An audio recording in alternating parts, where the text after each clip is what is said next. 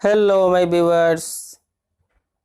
Me, Miss Paushin Lashkar, again come back to in front of you.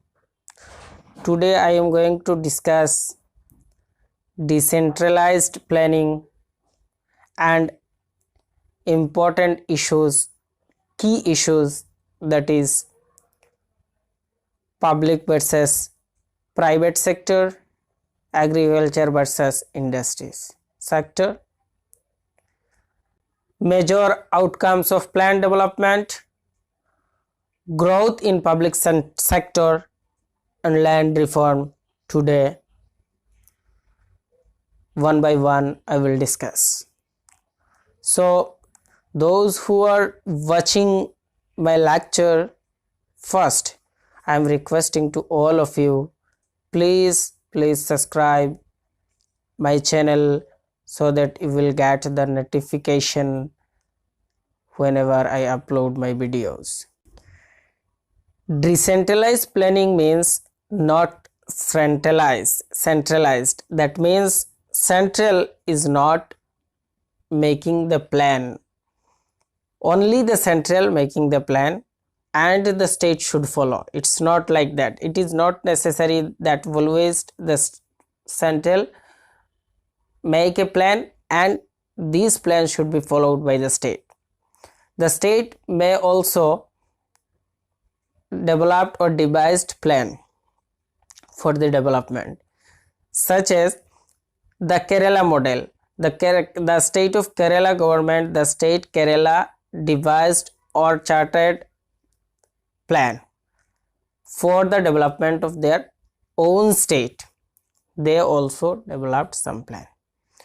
In the Kerala developmental plan or Kerala model or whatever you can say, this plan was very much successful, and today the Kerala was a total literacy state and the per capita income is high, birth rate is low.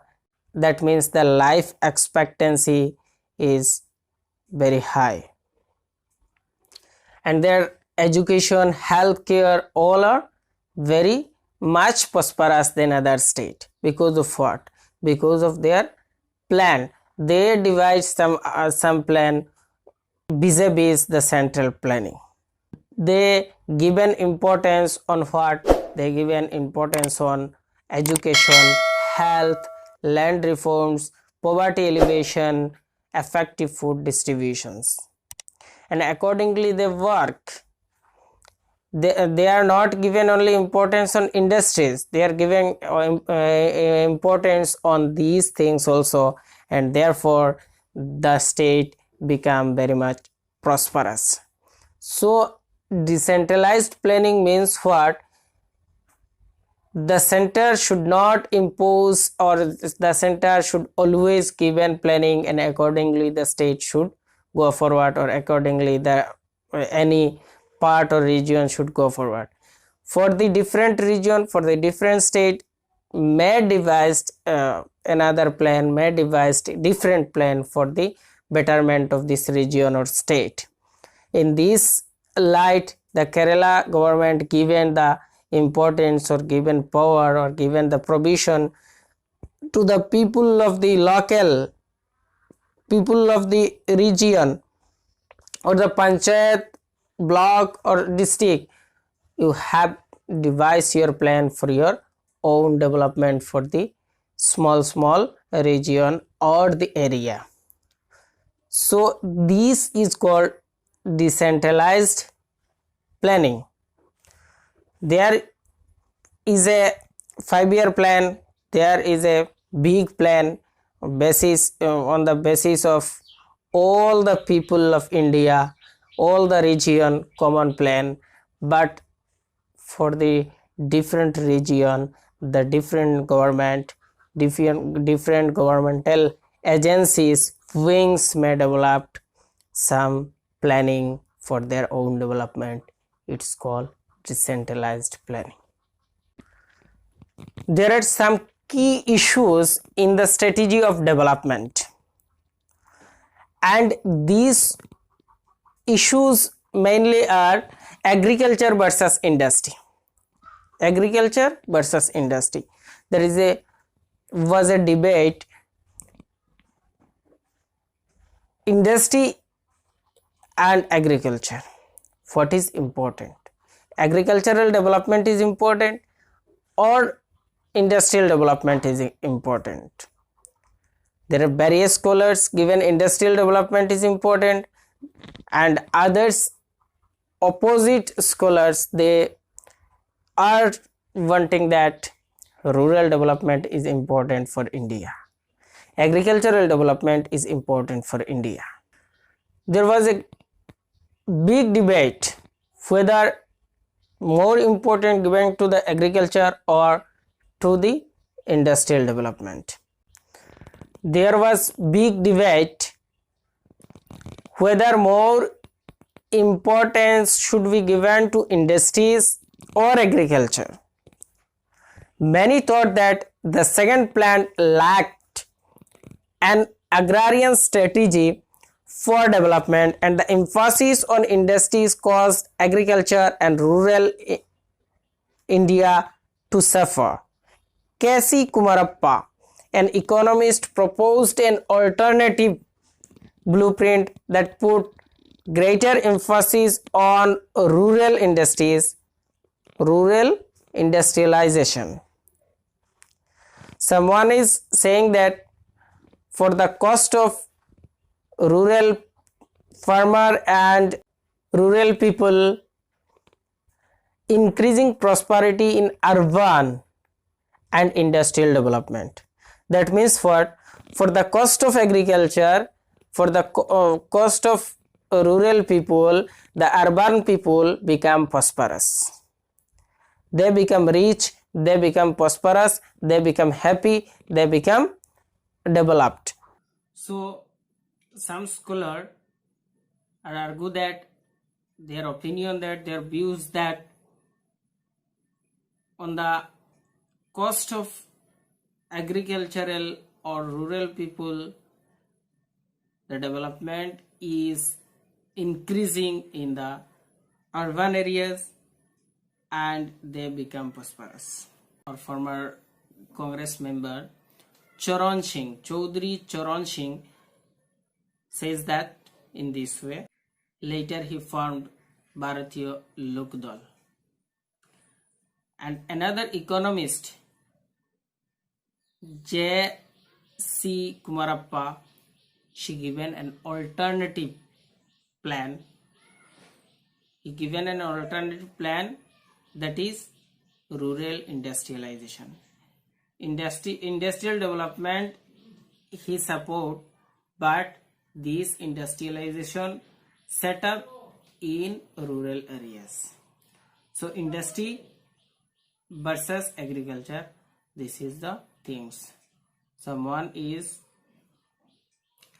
Some particular person are given importance on what?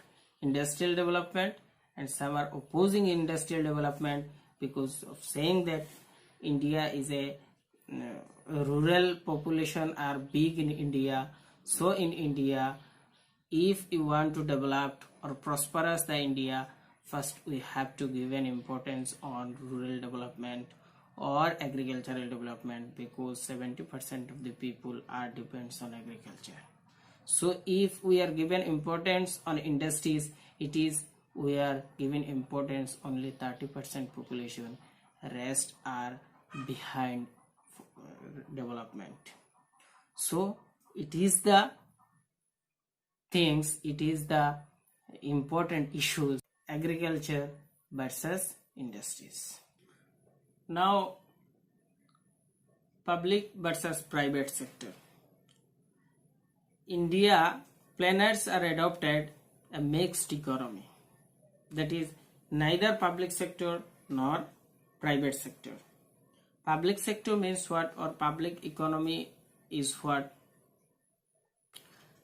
Public means the state ownership of economy, and private means individual or the market forces driving the economy, or the economic activities determined by the market force and its owned by the individuals, it not owned by the state, or the state is not controlling. If the state is controlling, then it is public, and if the individuals are controlling and the market forces are driving, that is, it is private economy. So India taking both the model, the good points or the positive points are taken together and emerged a new model that is called mixed economy. Neither socialist nor capitalist, the mix of both, so it is called mixed economy. And the aim of such plans or the aim of such economy was to attain rapid economic development and ensure that no exploitation and restriction and restrictive tendencies emerged in the economy. That means our planners are taking for the mixed economic path for our development. They wanting that there should not be restriction, there should not be any exploitation, there should be free and fair, and our planners are allowed the public sector and also allowed for private sectors, and side by side both the sectors merged, both the sectors, and emerged another one that is mixed.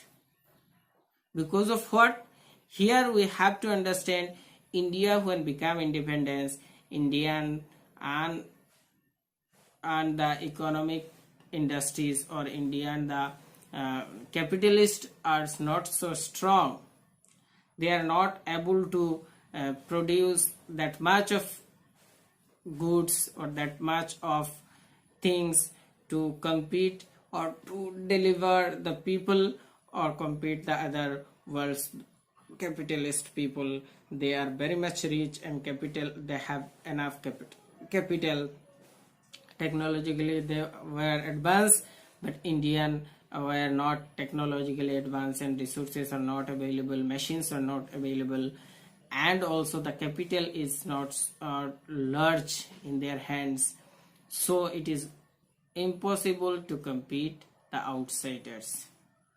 So it's an compulsion on Indian government to choose the middle path. So our planners is mostly taking the socialist pattern, and some portion taking their capitalist pattern. That means private sector they also choose. The most of the planners are in favor of public sector. So this is the public versus private. Now, major outcomes of plan development. The early initiatives for plan development were best realizing for the development of the country and well-being of the citizens. But the success but the major outcomes were not favorable. The partial success stories such as Kerala and West Bengal not outstanding, but the reality is that the practice of tenancy, whether it is oral or sharecropping or the payment of cash production or the cash rent, whatever the system were prevail, still involving its taking in the form of this way sharecropping or payment of fixed production or cash rent. That means tenancy is were continued. Because of what? because of the failure of land reform. Land reform were not implemented, were not taken place most of the country. That means most state of the country, the land reform were not taking place. Because of what? The reason is that behind the reason is that the political power lying or political power in the hands of landowning classes, and the land reform act goes against them, so they are not implementing or enacting, or they are not allowing to pass such a laws. So land reform is not implemented widely in the country. But some success in public growth, industrial growth, the major investment or some of the largest development project in India's history were undertaken during the early phase of development, during the early phase of planned development. These include mega dams like Barkhanangal and Hirakud for the irrigation and power generation. Irrigation and power generation, two mega projects were set up. Public investment by the central government in major industries such as steel, fertilizers, refineries, petrochemicals, machine makings, heavy chemicals, and in power and irrigation projects, road, railways, post office, and other industrial facilities has been a tool for reduction of regional inequality in India, has relied heavily on public investment since the beginning of the second plan in 1957. That means public growth somehow is undergoing. Public growth partially successful, but the evolution of intermediaries for land reform such as zamindaris and jagirdaris etc. is not successful. The process of land reform taking place basically in two broad phases. First phase after independence to early 1960s, and it's included abolition of zamindaris, abolition of intermediaries, not zamindaris, but this intermediary includes zamindars and jagirdars. Tenancy reforms, and tenancy reforms involve security of tenure to the tenants. Tenure to the tenants means security given to those who are tilling, those who are really cultivating, really in the field they are cultivating, but they have no lands.